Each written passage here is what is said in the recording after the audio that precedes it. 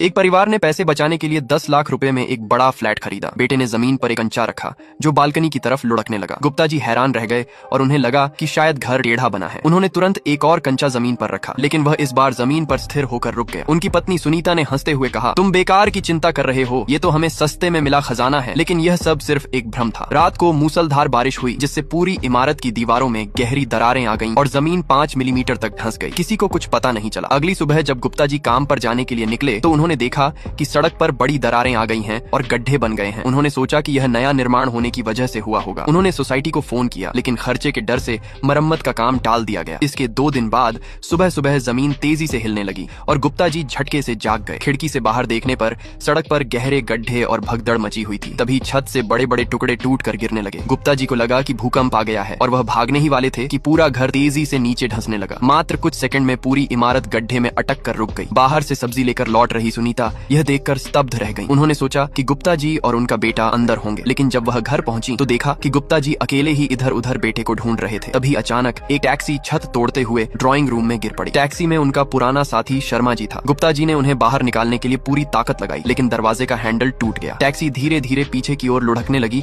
और गड्ढे में गिरने वाली थी। संयोग से टैक्सी एक बड़े पत्थर पर अटक गई। गुप्ता जी ने जैसे तैसे शर्मा जी को बाहर निकाला। फिर दोनों ने मिलकर बाकी लोगों को ढूंढने की कोशिश की। सभी बचे हुए लोग मिलकर छत पर गए ताकि